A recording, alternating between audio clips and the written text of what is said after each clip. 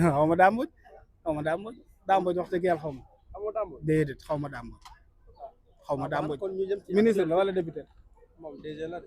directeur général fan ah Dame Mbodj moom mooy aywa Dame gis nañ Dame Mbodj di xeex ay góor jigéen ñëwaat di défendre ay góor jigéen kooku kan may wax ci moom tam dañoo autre chose alors donc pour revenir non je ne connais pas Dame je ne connais pas Dame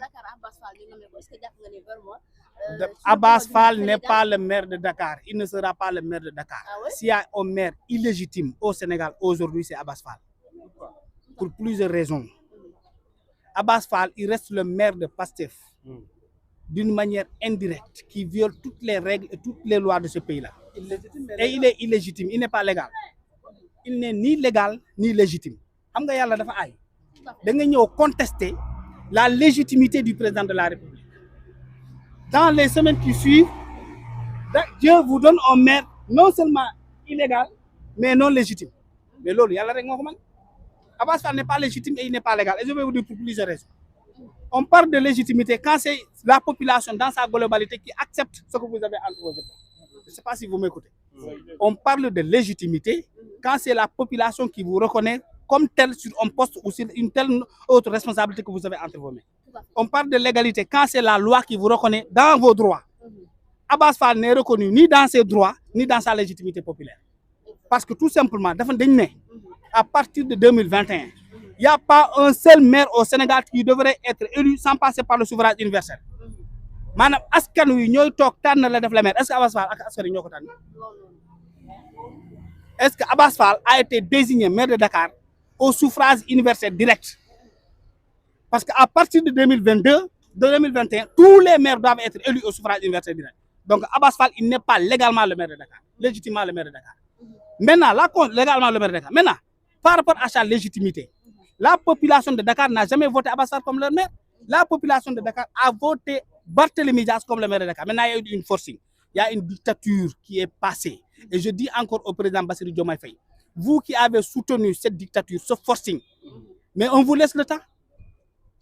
On vous laisse le temps qui n'est pas pressé, le temps qui n'est pas lamentable, le temps qui rend la vérité et la justice. On vous laisse le temps. Quand un homme au pouvoir soutient une dictature, mais il faut le laisser le temps, on verra. Quand un homme au pouvoir soutient un coup d'État comme ça, un président de la République au pouvoir soutient un coup d'État comme ça dans son magistère, il faut lui laisser le temps, on verra ce que ça va dire. Parce que si les gens sont capables de faire cela à Barthélémy Dias, pensez-vous pas qu'ils puissent être capables de le faire au président de la République qui n'est pas légitime à leur dire? Voilà. Dégouluma Abbas Fall parce que je n'écoute pas un gars qui n'est pas légitime et qui n'est pas légal. Non, wallahi bëgguma xam lu mu wax parce qu'il n'est pas le maire de Dakar. J'aurais aimé écouter Barthélémy Dias, le maire de Dakar. Abbas, il n'est pas le maire de Dakar. Abbas Fall ne sera jamais le maire de Dakar. S'il avait une once de dignité, il n'allait jamais accepter ce poste-là. Parce que tout simplement, ils ont violé la Constitution, ils ont violé le code électoral, ils ont violé le code de procédure, le code général des collectivités territoriales.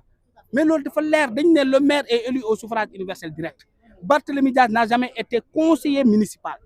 Parce que Barthélémy est devenu un maire direct. La loi sur laquelle ils se sont adossés parle du conseiller Barthélémy. Tout le monde sait que Barthélémy Dias n'est pas conseiller. Barthélémy n'a jamais été conseiller municipal. Comment est-ce que vous pouvez forcer Barthélémy Dias à être un conseiller municipal qu'il n'est pas? Sukkandiku ci loolu nekk yow conseil municipal dañ la daan mais loolu kenn musu ko gis ci àddina lii gàcce la ci suñu démocratie et c'est le président de la République qui se permet sur sa page Facebook bind naan je remercie le maire élu de Dakar. Le président de la République censé respecter la constitution dafa am lu mu sant président de la République.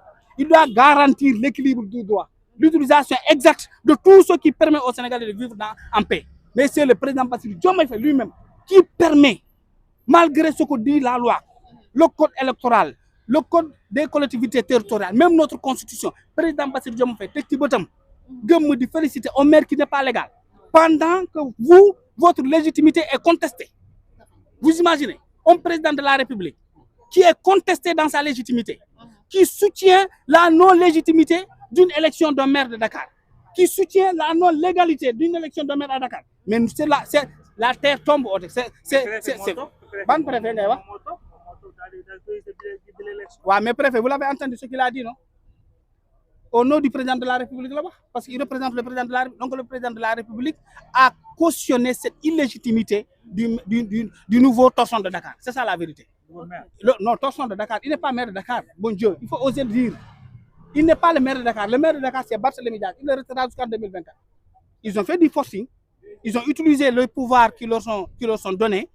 Ils ont violé la loi. Ils ont même refusé de respecter une décision juridique émanante de la Cour suprême. Mais dans ce pays-là, on a tout vu, on aura tout vu. La personne qui reste le maire de Dakar aujourd'hui, c'est Barthélémy Toye Dias. Abass Fall, quand il arrive dans vos quartiers, contestez-le. Quand il parle au nom de Dakarois, contestez-le.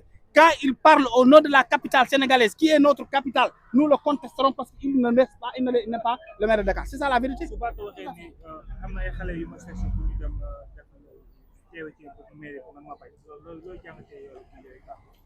Ah ouais, mais est-ce que Barth ne savait pas que le forcing était déjà acté? C'est un choix politique. C'est un choix politique. Il faut laisser le temps à la vérité.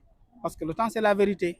Et le 18, je pense que la Cour suprême dira le droit. Parce que le droit être dit.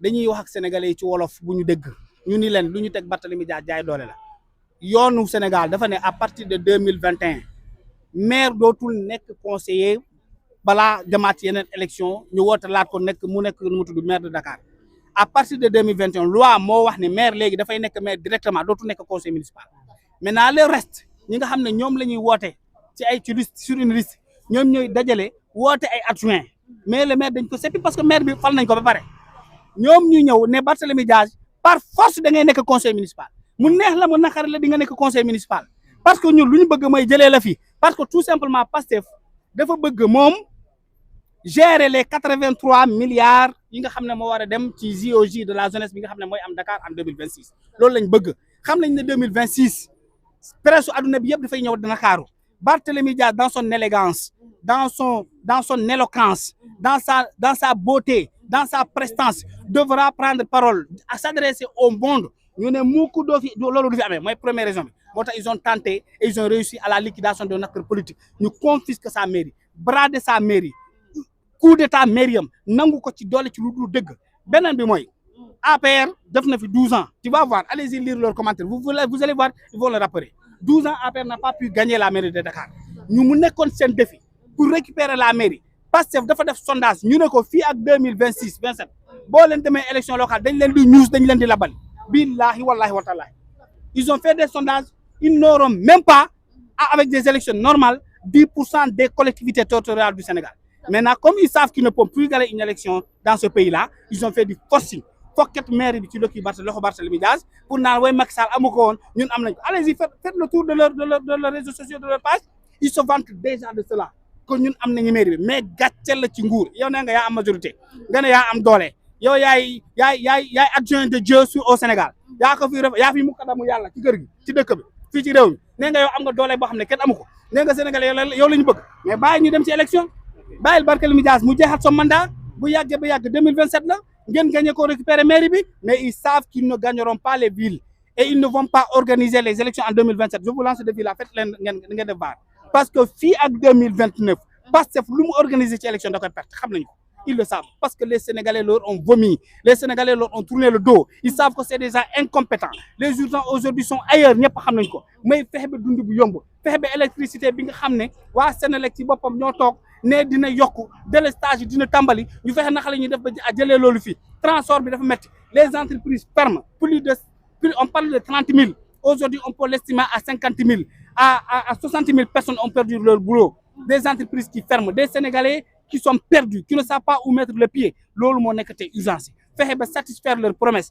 yaa fi taxaw ne da ngay criminaliser homosexualité defoo ko bëgg a yóbbu nit ñi si yeneen débat ba tey homosexuel yaa ngi fi tey dañuy ngundaandaat dañuy défilé du dugg ci suñu marché yi du ñu ñaawal ci mbedd yi waxuñ ci dara loolu mooy dëgg vous le voyez góor jigéen yaa ngi fi di ñaawal nit ñi léegi dañuy parader partout yàlla moom mer sax ba mabal seen benn bâtiment mais ils sont là dem rek gis ngeen benn vidéo benn góor yàlla bu betti ay góor jigéen ci nekk loolu et puis ñu rëy la meñ parce que xam nañ ne ils ont un soutien dans ce pays là loolu yaa ko diggee woon defoo yaa fi diggee woon ne di nga dindi loi portant sur l'abrogation de l'homosexualité defoo ko nu mu tudd parlement social mais l'amnistie yaa diggee woon loolu nga am majorité plus de 130 députés ngay layam yi au lieu que nga yóbbu loi bi yóbbu ko assemblée nationale pour ñi nga xam ne dee nañu yéen a wax ne 86 personnes lañu tudduñu loi boobu fàtte nañu yaa waxoon ne en 2 mois da ngay soppi Sénégal tey la dund gën a metti gars yi di ngu naanat ngeen di guuxi leex di tukki di utiliser les biens de l'État di noos Sénégalais yi di gën a sonn kenn waxatu ko mais tout le monde est fatigué dans ce pays là tout le monde est inondation yi moom moo fi taxaw ne waaw boo jëlee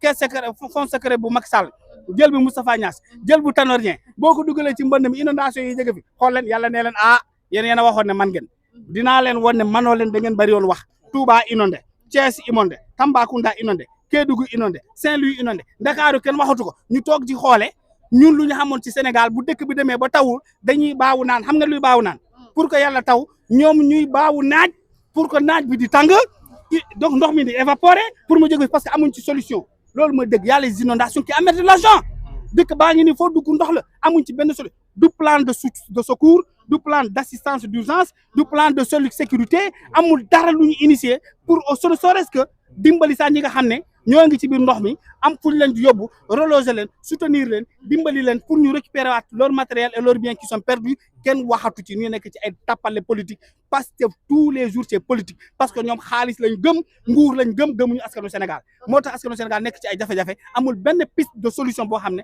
mais vous êtes des journalistes vous êtes les témoins de l'histoire dites-nous qu'est-ce que le PASTEF a proposé comme solution aujourd'hui pour faire face aux difficultés que rencontrent les Sénégalais plan de redressement boo xam ne da nga wax ne mais journaliste bi nga xam ne salaire am le 25 la koy percevoir dinaa dugg sa organe de presse tëj ko loolu plan de redressement boo xam ne femme bi di jaay këram fii ñu ne dañuy ñëw andi fi juuti bu amee 2000 francs ñoom ñuy jël 1000 francs yi bàyyil jaaykat bi loolu mooy plan de redressement boo xam ne nee nañu jàngalekat bi dinañu fexe ba dem ci moom li nga xam ne moo amoon ay avantage coppet ci dara maire bi di jaay gerte caaf ci koñ bi da nga ciy jël sànq loolu mooy plan de redressement xam nga lan la ñuy woowee plan de redressement dëgg-dëgg mooy yow mi nga xam ne da nga amoon liggéey sa liggéey am ay jafe-jafe état ñëw naan bu doon 2000 francs nga soxaloon man dinaa la jox 4000 pour nga gën a taxaw plan de redressement mooy boo xam ne entreprise de presse yaa ngi daanu nga woo leen dajak acteurs yi mais qu'est-ce qu'on peut faire comment est-ce qu'on peut vous aider pour que yéen ñi nga xam ne ya ngeen ne ci waate daanu ngeen gën a taxaw ngeen gën a am doole plan de redressement mooy lan entreprise yi tëj état rencontré leen xool ndax la leen di dimbale alléger peut-être les taxes dimbale leen ñu mën a redressé wu mais état bi moom nee na day redressé boppam amul xaalis mënul noos amul dugg avion amul jet privé loolu xam nañ ne dans 2 ans da leen di jafe parce que ay cuune lañu amuñu fu ñuy jëlee xaalis ñu ne léegi dañuy jël ci askan wi ci baadoolo yi jël ci ñoom xaalis ñoom ñu gën a defaru regardez daa am lu ñu comprendre. Regardez ce qui est sorti de ce rapport-là. C'est 2 milliards par mois pour la population, pendant que eux ils sont vers 50 milliards par mois pour le fonctionnement de l'État. Fonctionnement boo ko déggee mooy seen bànneexu bakken jënd carburant jël ay tukki fay seen salaire entretenir les bureaux mooy fonctionnement. L'investissement mooy luy defar tali luy tabax école tabax poste de santé li nga xam ne mooy jëm ci ñun moo gën a néewi ci seen dépense dëkk boobu kenn mënul yaakaar ci ñooñu. candidat am lu ñu comprendre quoi dañoo dégg ngay contester la légitimité de Abass Fall te dul nelaw bañ ne ko kaay jël mairie bi par voie électorale la jaar. ñu woote yóbbu waaw baa ñëw Zarif waaw attendez ma terminer question par voie électorale la jaar dañoo woote jox ko muy benn yaa ngi constaté maanaam légitimité bi ngay wax la justice est due au nom du peuple justice moom moo jox coupablement mun na doon maanaam mairie de Dakar. justice moo def lan maanaam je dis que maanaam la justice est due au nom du peuple nga koy contester maanaam tëddul nelaw bañ ne ko kaay doon maire dañoo wote kon il est dans sa légitimité. ay magistrats ñoo doon woote fale ville de Dakar tey est-ce que ay magistrats ñoo doon woote foofu ay déedéet ay conseillers municipaux comme moom te yoonu Sénégal dafa ni léegi jeex na ci réew mi ay conseillers municipaux du ñu taxaw wooteel maire dañ koy fal directement loolu la yoon wax à partir de 2021 xanaa leer na. léegi ñoom ñu jël leelu teg ne yoonu Sénégal moo wax le code électoral dafa ni le maire maintenant il est élu au même titre que le président de la République et les députés maanaam da ngay dem da ngeen di defar liste nga présider liste bi nekk tête de liste askan wu Ndakaaru toog tànn la ñoom loolu dañ ko fàtte ne loolu amatul ci Sénégal képp koo xam ne nommé na luñ la maire ci beneen modalité bu dul boobu tu n'es pas légitime et tu n'es pas légal waaw mais Cour suprême nee na nañu xaar le 18 ñoom ñu lan da ko ne procédure bi normal la kuy Cour suprême sax déjà Cour suprême bi nga xam ne dafa wax ne taxawal leen ba ma addu ba pare ngeen soog a décider li ngeen di def ñoom ñu violé loolu respecté ñu Cour suprême vous nous parlez de quel yoon ñoom il ne respecte vous avez vu une seule fois le passé respecter la magistrature dans ce pays là une seule fois le régime là respecter la magistrature, vous avez entendu le député à l'Assemblée nationale, président de l'Assemblée nationale, dire qu'ils vont effacer la justice. Léegi bi yow ban justice ngay wax ñi falu ñu ne dañu effacer pour Ousmane Sonko nee na dina effacer l'autre là du port autonome de Dakar Reug Bodian nee na dinañu le conseil constitutionnel il est entrave à leur projet que dinañ ko dissoudre jëlee ko fi def ci leneen.